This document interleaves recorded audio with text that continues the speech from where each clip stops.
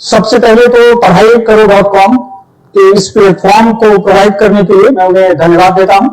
और आज हम लोग चर्चा करेंगे सिविल सर्विसेज परीक्षा जो प्रीलिम्स और एग्जामिनेशन है यूपीपीसीएस और यूपीएससी को लेकर के एक ज्वाइंट दोनों की एक रणनीति पर हम लोग चर्चा करेंगे। तो सबसे पहले हमें समझना है कि जो प्रीलिम्स एग्जामिनेशन की डेट डिक्लेयर की जा चुकी है, यानी 4 अक्टूबर को यूपीएससी का एग्जाम है आपका और 11 अक्टूबर को यूपीपीसीएस का एग्जाम है। तो जनरल स्टडीज को पेपर 1 को आप कैसे पढ़ें, इसके लिए हमने यहां पर एक फ्रेमिंग कर रखा है, उसके अकॉर्डिंग आपको समझना है। तो सबसे पहले आपको ये देखना है कि ये जनरल स्टडीज के जो पेपर है इसमें जो जीएस में कंपोनेंट होते हैं, यानी आपका history, geography, polity, economy, science and technology.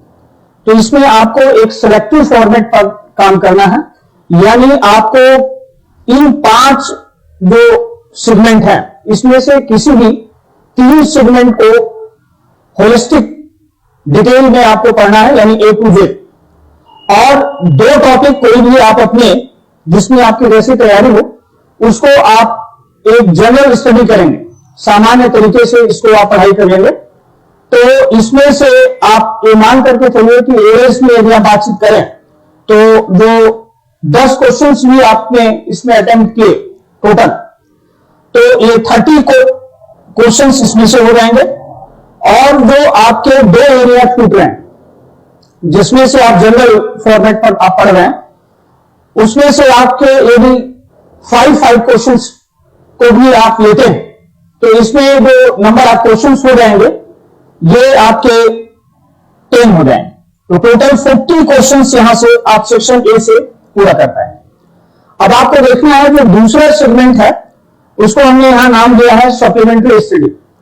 Supplementary study का मतलब यहां पर ऐसे देखना है कि ऐसे टॉपिक हैं जिसमें वो प्रीवियस ईयर के क्वेश्चंस पेपर हैं, यदि आप उसको एनालिसिस करेंगे तो उसमें प्रश्नों की पुनरावृत्ति होती रहती है, यानी क्वेश्चंस रिपीट होते रहते हैं और ज्यादातर फैक्ट यानी डेटाबेस क्वेश्चंस होते हैं और उनकी एक आपको लिस्टिंग करनी है।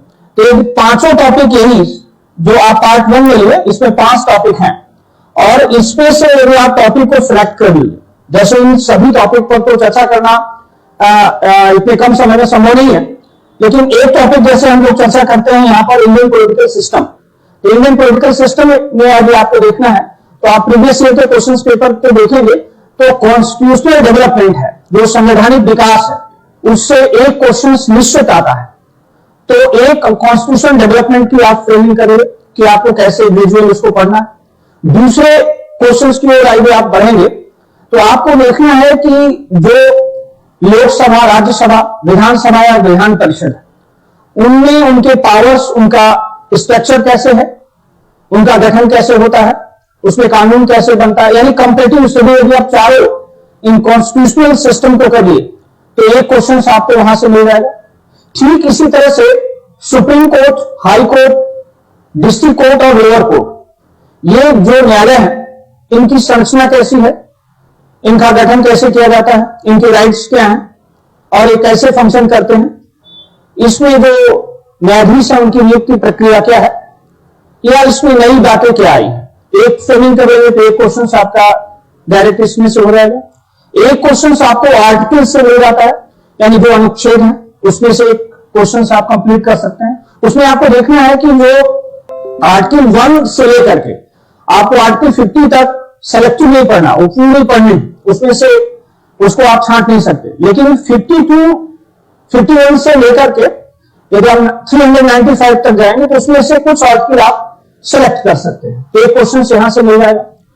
जो संविधान के सोर्स हैं, स्रोत, यानी जो हमने संविधान में अन्य देशों से चीजें ली हैं, उसमें से एक क्वेश्चन मिल जाएगा, उसको आपको एक पार्ट करना है।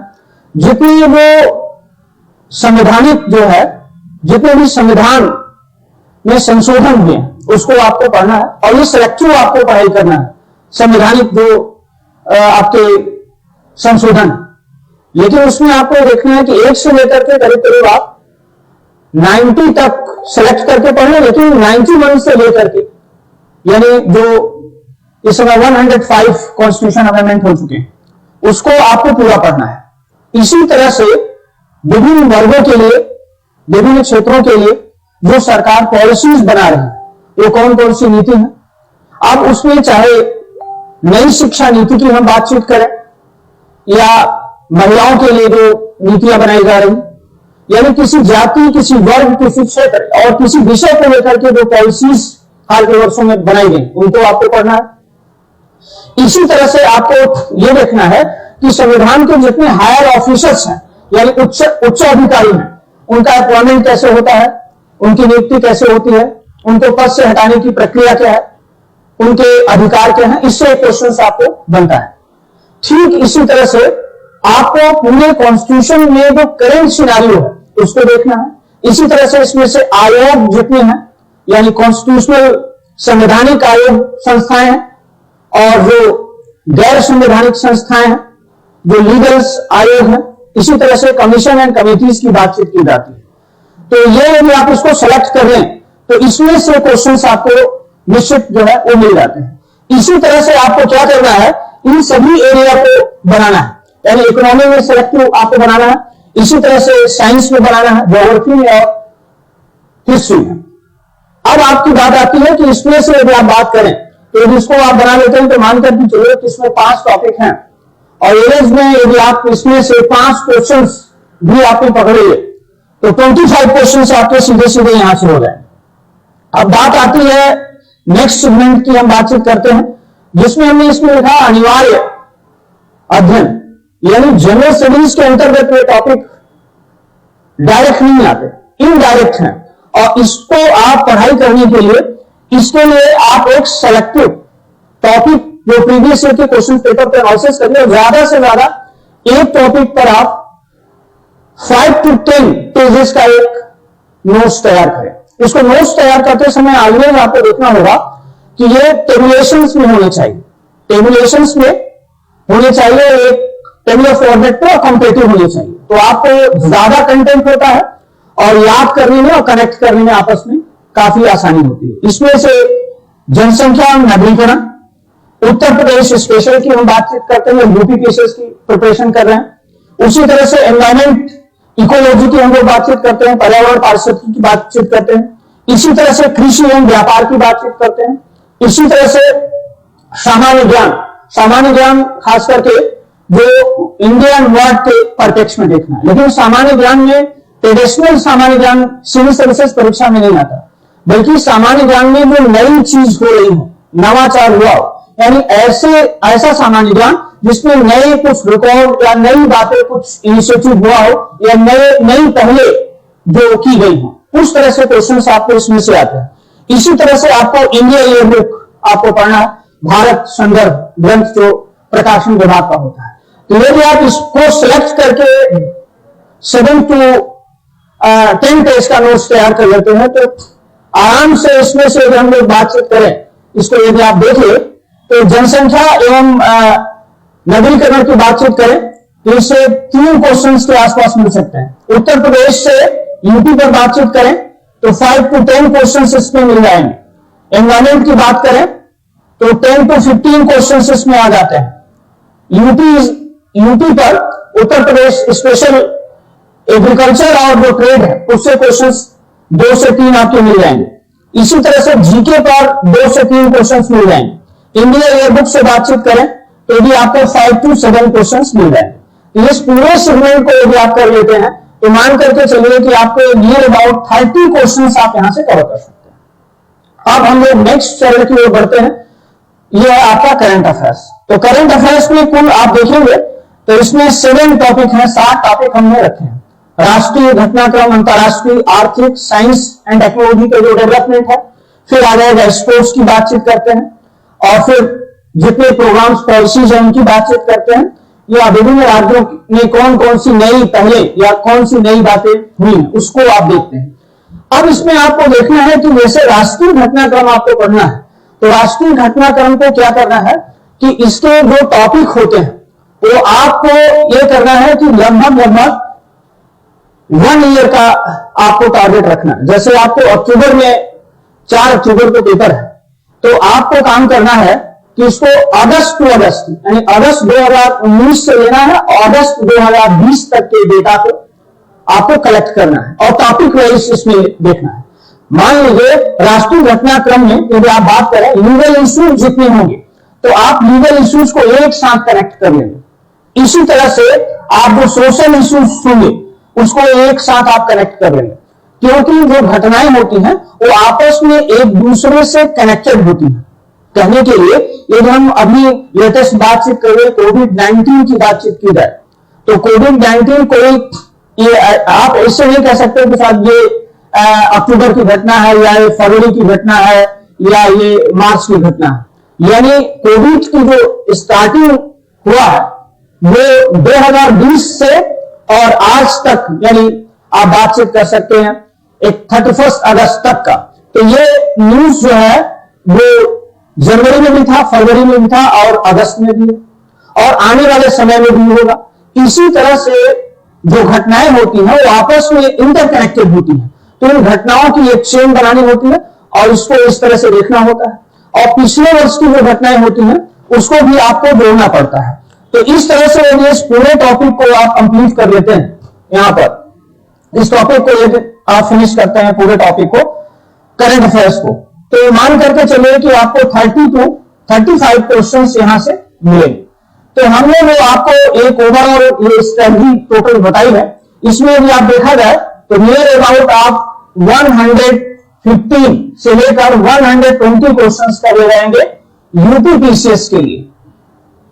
और यदि आप यूपीएससी की बात करें तो इसमें आपको 80 to 90 क्वेश्चंस आप आसानी से इस फॉर्मेट से बातचीत करेंगे तो इससे आप कर सकते हैं।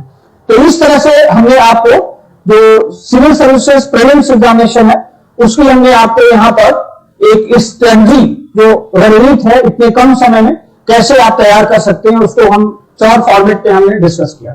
और दूसरा आपको ध्यान रखना है कि चूंकि परीक्षा की डेट डिक्लेयर है और इस दौरान आप मॉक टेस्ट का अभ्यास करें, लेकिन मॉक टेस्ट करते समय 2-3 बातें ध्यान रखनी होती है। एक तो पहले जैसे आपने यदि यूपीपीसीएस की बात करें तो उसमें 150 क्वेश्चन है, यूपीएससी की बात करें उसमें 100 क्वेश्चन है। मॉक टेस्ट में जैसे एग्जामिनेशन आप देते हैं जो है एग्जामिनेशन हॉल में जाकर ठीक उसी तरह से मॉक टेस्ट बैठ करके आपको कंप्लीट करना है। लेकिन अब आपको एक एग्जांपल के तौर पर आपको बता रहा है, जैसे आपने मॉक टेस्ट यूपीएससी का दिया उसमें नंबर ऑफ क्वेश्चंस 100 है। अब 100 क्वेश्चंस आपने 80 क्वेश्चन अटेम्प्ट किए, 20 क्वेश्चंस आपने छोड़ दिए। अब जब 80 क्वेश्चंस आपने किए तो उसमें से आपके जो नंबर ऑफ क्वेश्चन थे वो करेक्ट हुए 50 और 30 क्वेश्चंस आपके गलत हो गए और 20 क्वेश्चंस आपने नहीं किए। अब आपको करना है कि इस ड्यूरेशन में जब परीक्षा के लिए टाइम बहुत कम बचा है तो ऐसे ड्यूरेशन में आपकी पढ़ाई होनी चाहिए कि जो आपने 20 क्वेश्चन अटेम्प्ट नहीं किए तो इस चीज को दर्शाता है कि कहीं ना कहीं जो आपकी पढ़ाई का लेवल है, जो स्तर है, जो एरिया है, जो आपका क्षेत्र है वो कमजोर है कहीं ना कहीं। तो उन 20 क्वेश्चंस को एक्सक्लूसिव उन रिसोर्सेज के साथ डिटेल में पढ़ाई करें, टॉपिक वाइज उनको देखें और उनको पढ़ें।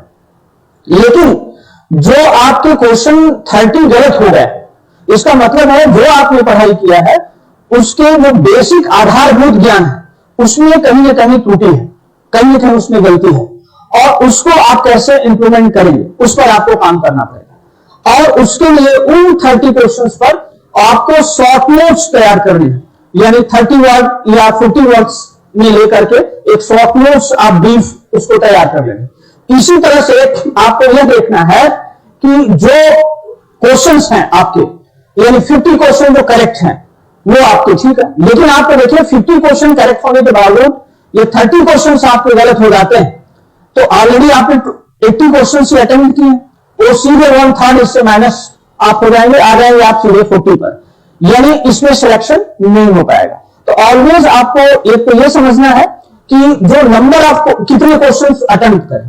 तो आइडियल कंडीशन यदि हम यूपीएससी की बातचीत करें तो आपको अधिकतम जो नंबर ऑफ क्वेश्चंस हैं वो 80 से ऊपर नहीं जाना है, लेकिन इसमें जो क्वेश्चंस गलत हो रहे हैं उसको आपको रोकना है। यदि यूपीपीसीएस की हम लोग बातचीत करें तो यूपीपीसीएस में जो नंबर ऑफ क्वेश्चंस आपको देखने हैं 150 है यूपीपीसीएस में आपको अटेम्प्ट करने की जो कैपेसिटी अधिकतम होनी चाहिए वो 130, यानी 130 से अधिक प्रश्नों को यदि आपने उसमें किया तो उसमें दिक्कत आएगी और आपकी तैयारी कितनी भी हो आप माइनस में हो सकते हैं। तो ऐसी आपको स्ट्रेटजी बनानी है यूपीपीसीएस के लिए कि आपको जो नंबर ऑफ क्वेश्चन है यानी 110 से 130 यानी का एवरेज आपको रखना है। इसी तरह से यदि आप बातचीत करते हैं यूपीएससी की, तो हमने आपको बताया 70 to 90 के ग्राफ यानी उसी के दायरे में आपको रह करके अपनी प्रिपरेशन आपको करनी। दो तीन चीजें आपको और ध्यान रखना है, जैसे परीक्षा में जो एग्जामिनेशन प्रीलिम्स है उसमें बहुत अधिक क्वेश्चंस करने से सिलेक्शन नहीं, बल्कि आप अपनी गलती को कम कर सके उसके लिए काम करने की आवश्यकता है। बहुत सारे प्रश्न ऐसे आते हैं जिसको आप विद्यार्थी को पढ़ाई करते हैं वो बहुत हड़बड़ी में उसको तेजी के साथ पढ़ते हैं और टिक कर देते हैं। तो अब आपको देखना है कि ये 2 आवर्स के टाइम है, यदि हम लोग बातचीत की जाए कि 2 घंटे का आपका समय है तो 2 आवर्स की आपकी टाइमिंग हो गई और उसको आप 3 पार्ट में डिवाइड करेंगे। 3 पार्ट में आपको डिवाइड करना है, यानी पार्ट 1, पार्ट 2, पार्ट 3, यानी जो आवर्स आपका होगा यानी ये हो गया 1 आवर्स, ये आपका 30 मिनट और ये आपका हो गया 30 मिनट। अब आपको देखना है कि जो 1 आवर्स है इसमें से आपको, अब यहां पर हम लिख लेते हैं नंबर ऑफ क्वेश्चंस, जो नंबर ऑफ क्वेश्चन अटेम्प्ट करने, यानी पहले राउंड में आपको यह देखना है कि जो क्वेश्चंस हैं आपके यानी 100 क्वेश्चंस है उसकी हम बातचीत करते हैं, तो आपको इसमें से जो क्वेश्चन सॉल्व करना है वो आप पहले स्कोर करेंगे कि इसमें कम से कम आप 40 क्वेश्चंस अटेम्प्ट कर ले पहले ही राउंड। अब बातचीत आप करते हैं, ये इसके लेवल पर आप आ जाते हैं, यहां पर 30 मिनट का जो समय बच रहा इसमें यदि आप पहुंचते हैं तो आपको देखना है कि इसमें आप क्वेश्चंस की 50-50 का रेशियो कि आप 50% करेक्ट हो सकते हैं, 50% गलत हो सकता है। तो इस राउंड में आप नियर अबाउट जो क्वेश्चंस करेंगे वो 30 क्वेश्चंस के आसपास अटेम्प्ट करना है। तो आपका ये क्वेश्चन सीधे सीधे आपका हो गया जो है वो 70। अब बातचीत करते हैं इस राउंड में जब आप जाएंगे 30 मिनट तो इसमें ज्यादा क्वेश्चंस अटेम्प्ट नहीं करने हैं, ज्यादा से ज्यादा आप 10 to 15 क्वेश्चंस ही अटेम्प्ट करेंगे। तो इस तरह से हमने आपको बताया कि जो इसकी फ्रेमिंग रखनी है वो 3 पार्ट में टाइम ड्यूरेशन रखना है और हर पार्ट में नंबर ऑफ क्वेश्चंस कितने करने हैं। तो इस प्रोसेस के साथ यदि आप एग्जामिनेशन हॉल में बैठते हैं, इसको आप कह सकते हैं एग्जामिनेशन देने का जो टाइम है, जो आपका प्रबंधन है वो कैसा होना चाहिए, ये आपके परिणाम को काफी हद तक प्रभावित कर देता है। तो इस तरह से आपको प्रश्न पत्र जो है ये आपको फिनिश करना है, ठीक है। और इसके बाद में 2-3 चीजें और है आपको ध्यान रखनी है एग्जाम को लेकर। एक तो जो आपका प्रैक्टिस पेपर है ये यही फॉर्मेट आपको पेपर 1 के लिए और यही फॉर्मेट आपको पेपर 2 के लिए आपको फॉर्मेट बनाकर करना है। अब आपको इस फॉर्मेट पे देखना है कि नंबर ऑफ जो क्वेश्चंस हैं आपके वो कम से कम गलत हो, उसके लिए आपको एक फ्रेमिंग फॉर्मेट आपको अपनाना पड़ेगा। और इसी के साथ हम जो है आज के लेक्चर्स को यही समाप्त करते हैं। आने वाले समय में जो पढ़ाई करो.com है उसके प्लेटफॉर्म पर नए नए एक्सपर्ट आपको आएंगे और आपकी जो आने वाली परीक्षा है यूपीएससी प्रीलिम्स एग्जामिनेशन है उस पर अलग अलग विषयवार, आज हमने जनरल स्टडीज की बातचीत की और आने वाले समय में अलग अलग सब्जेक्ट जो आपके हैं प्रीलिम्स के, हिस्ट्री, ज्योग्राफी, इकोनॉमी, पॉलिटी, उस पर लोग इस पर आपको डिस्कस करेंगे और आप सभी लोग को आने वाली परीक्षाओं के लिए जो है बधाई। Thank you.